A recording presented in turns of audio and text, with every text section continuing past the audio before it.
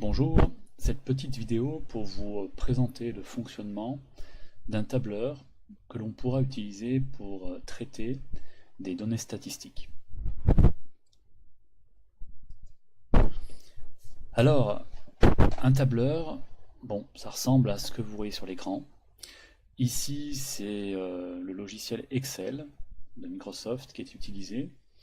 Il existe un autre tableur, il en existe d'autres encore, mais il y en a un aussi qui est open source, c'est-à-dire qui est gratuit, qu'on peut télécharger et installer, euh, qui s'appelle OpenOffice. Hein, et vous aurez, c'est tout un pack dans lequel vous avez aussi un traitement de texte, vous avez un certain nombre de logiciels, et à l'intérieur de ce pack-là, il y a un logiciel qui est un tableur également. Donc la logique de fonctionnement est la même, il est gratuit, vous pouvez l'installer sur votre ordinateur sans problème. Alors, un tableur, c'est quoi? C'est un écran comme celui-là, qui contient des cellules, des cases. Voyez.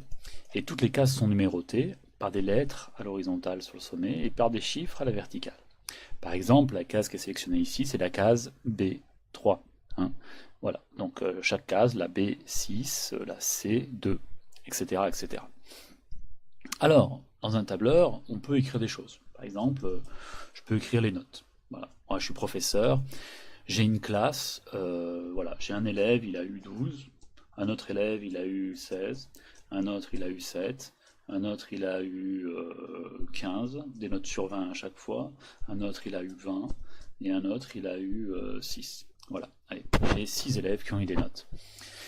Bon, le tableur écrit ce que je lui ai d'écrire, pas de problème. Je pourrais lui dire à ce tableur, voilà, j'aimerais calculer la moyenne. Quel calcul je dois faire pour faire la moyenne? Donc pour faire le calcul pour la moyenne, bon, j'additionne tout. Hein. J'additionne tout et puis je divise par le nombre de notes. Vous connaissez ça. Donc il y a 6 notes. Donc je vais lui dire, pour avoir la moyenne, qu'est-ce que je fais?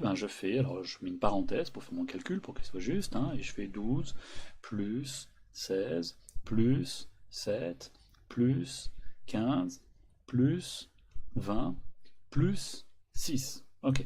Et je ferme la parenthèse, et après je vais diviser par 6. Très bien. Je tape Entrée, et qu'est-ce qu'il va me faire? Rien du tout. Et ben voilà, il laisse écrire ce que j'ai écrit. En fait, le tableur, donc, il peut écrire ce qu'on veut écrire dans des cases. Ça peut être pratique pour organiser l'information. Mais aussi, le tableur peut faire des calculs. Par contre, il faut qu'on lui dise, voilà, on lui dit, attention, je veux pas que tu m'écrives l'information, mais je veux que tu fasses le calcul. Et pour lui dire ça, il faut lui mettre un symbole au départ. Alors là, je copie ce que je viens de noter, et regardez bien dans la case en dessous ce que je vais faire. Alors dans la case en dessous, mais j'aurais pu me mettre ailleurs aussi, hein, peu importe. Je vais commencer par le signe égal. Et dès qu'on lui met le signe égal, le tableur comprend qu'il va avoir un calcul à faire, qu'il va devoir donner un résultat, plutôt que d'écrire le calcul.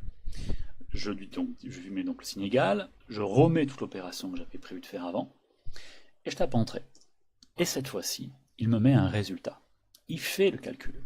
Donc le signe égal au début de la cellule permet de réaliser le calcul où on va voir d'autres choses encore. Bon, très bien.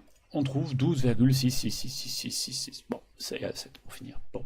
Alors, je vais vous montrer une petite chose. C'est que déjà, un résultat, on peut l'arrondir. Hein, je pense que vous avez travaillé les arrondis déjà en classe. Mais au lieu de garder tous ces chiffres après la virgule, on va dire que je veux qu'un seul chiffre. Ok. Là, il y a une fonction qui permet de le faire, tout simplement. Vous verrez, c'est une petite flèche avec des zéros, des virgules. Là, il faut trouver ces symboles-là. Si je le décale dans un sens, ça, là, c'est pas dans le bon sens. Là, ça agrandit. Ça donne encore plus de précision. Par contre, si j'appuie sur l'autre symbole, et ben là, voilà, vous voyez, j'ai les virgules qui disparaissent. Moi, j'en veux qu'une seule. Bon, donc j'ai arrondi mon résultat. Très bien.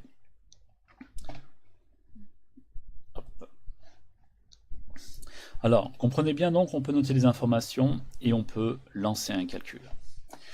On peut aussi, par exemple, trier les données. Alors, pour trier les données, il faut que je cherche, voilà, je vais dans l'onglet Données, et vous voyez les symboles de A à Z. On peut trier par ordre alphabétique, dans l'ordre inverse de l'ordre alphabétique. Et puis, quand on dit dans l'ordre alphabétique, c'est aussi trier du plus petit au plus grand. Alors, pour ce faire, c'est très simple. On sélectionne les données, d'accord? et puis on appuie sur le symbole, et il va nous les trier. Du plus petit au plus grand, ou alors du plus grand au plus petit. Vous voyez? Donc ça, il peut le faire sans problème. Voilà. Une chose que j'ai oublié de vous dire, importante, c'est que ce calcul-là, c'est vrai que je l'ai fait ici, j'ai retapé tout le calcul. Vous voyez ici le calcul qui a été retapé. J'aurais pu faire les choses différemment. C'est-à-dire que, alors, je me mets dans cette cellule toujours, et je commence encore par le signe égal. Ok? Donc la cellule comprend que je vais faire un calcul. Je fais le même calcul. Ok, donc j'ouvre ma parenthèse. Mais au lieu d'avoir à retaper tous mes chiffres, puisque mes chiffres sont déjà ici, bon, même s'ils sont dans un ordre différent que celui de tout à l'heure, mais peu importe, ben alors, au lieu de retaper tous les chiffres, je peux par exemple cliquer sur la cellule. Et là, qu'est-ce qu'il va me faire? Il me met A4. Ça veut dire que lui, il va comprendre qu'il faut aller chercher la valeur qui est dans cette cellule, donc 6. Puis après, je vais faire plus. Allez, A5, et plus A6, et plus, etc. A7, plus A8, plus A9. Ça, c'est pratique. Parce que je divise par 6, et on va voir le résultat qui va nous donner exactement le même. Vous voyez? Je peux encore l'arrondir. Hop, on fait le même travail. Voilà, il nous donne le même travail. Alors ça, c'est pratique, parce qu'au lieu de retaper toutes ces valeurs, je peux aller chercher les cellules dans lesquelles ces valeurs sont présentes. L'intérêt de tout ça, c'est que par exemple, après, si une note change, regardez bien, par exemple, au lieu d'avoir 12, celui-là, il va avoir 20, hop, là, ma moyenne s'actualise. Tandis qu'avant, ma moyenne ne s'actualise pas, parce que le 12 restait le 12. Bon, je remets le 12. Très bien. Encore une autre façon de faire, encore plus pratique. Regardez bien. C'est que au lieu de taper toute cette somme-là, même avec les lettres, là-haut, hein, et ben je vais lui demander de faire encore autre chose. Remarquez une petite chose d'ailleurs, vous avez vu les couleurs qui sont données là? On les retrouve dans les cellules qui sont là, ce qui nous permet de faire du lien. C'est pratique. Donc, je redisais bien. Donc maintenant, je retape égal, et cette fois-ci, je vais lui dire, je vais lui donner un travail à faire. Au lieu de taper toutes les choses, je vais lui dire, fais la somme. Et du coup, je tape somme. J'ouvre la parenthèse. Et après, je sélectionne toutes mes cases. Alors pour sélectionner, je clique gauche sur la souris et je fais glisser. Hein. Voilà. Et regardez ce qu'il m'a écrit. Il m'a écrit A4 de petit point A9. A4 de petit point A9, il faut comprendre, il faut faire la somme des cellules qui démarrent de A4. De petit point, ça veut dire jusqu'à A9. Je ferme la parenthèse. Et alors après cette somme-là, évidemment, encore, je vais la diviser par 6. Hop. Et voilà, on trouve encore le même résultat. Donc vous voyez, plusieurs façons de faire les choses. Bon, je vais vous montrer autre chose maintenant.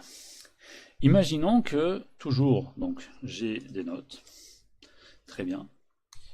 Par exemple, alors j'ai mis des notes, par exemple j'ai des notes qui valent 10, j'en ai d'autres qui valent 12, et puis d'autres qui valent 14. Par contre, cette fois-ci, regardez bien le nombre d'élèves. Parce que les notes qui valent 10, allez, j'ai eu 5 élèves qui les ont eu. Les notes qui valent 12, j'ai eu 3 élèves qui les ont eu. Et les nombres qui valent 14, j'en ai eu 6. Très bien, voilà. Alors, une chose qui peut être pratique, vous avez vu, on peut aussi, pour faire beau, on peut encadrer, faire un petit tableau. Voilà. Alors, une chose qui peut être pratique, c'est d'écrire toutes ces notes en colonne. On verra quand on travaillera sur les statistiques, c'est quelque chose qui peut être très utile. Par exemple, je pourrais écrire, ben voilà, j'ai des 10, alors je l'ai eu une fois, je l'ai eu une deuxième fois, je l'ai eu une troisième fois, je l'ai eu une quatrième fois, je l'ai eu une cinquième fois. Bon, c'est un peu laborieux quand même. Hein. Alors, on peut faire différemment. Regardez bien. C'est que le 10, je l'ai eu une fois. Bon, ben, je vais me mettre sur cette, vous voyez, je vais me mettre tout en bas de la cellule, là. Je vais avoir une petite croix noire qui va apparaître, et je vais tirer ma cellule. Et mon 10 va se répéter. Une fois, deux fois, trois fois, quatre fois, 5 fois. Très bien. Mon 12, allez, pareil, je le veux 3 fois. Donc, pareil, je fais la même chose. 1, 2, 3. Ouais. Et puis mon 14, je le veux 6 fois. 14, 6 fois. Alors, 1, 2, 3, 4, 5, 6. Ok, très bien. Voilà, j'ai toutes mes notes. Tout ce qui était dans ce tableau-là, finalement, je l'ai traduit dans un tableau qui est comme ici. Et du coup, je peux aussi, après, bah, par exemple, faire ma moyenne. Donc, je refais le même travail. Il faut que je fasse la somme de toute cette colonne-là.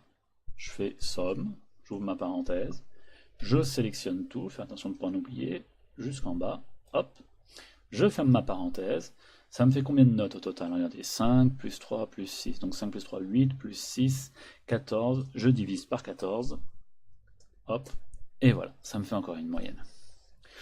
Bon, voilà, voilà, on a appris à faire certaines choses.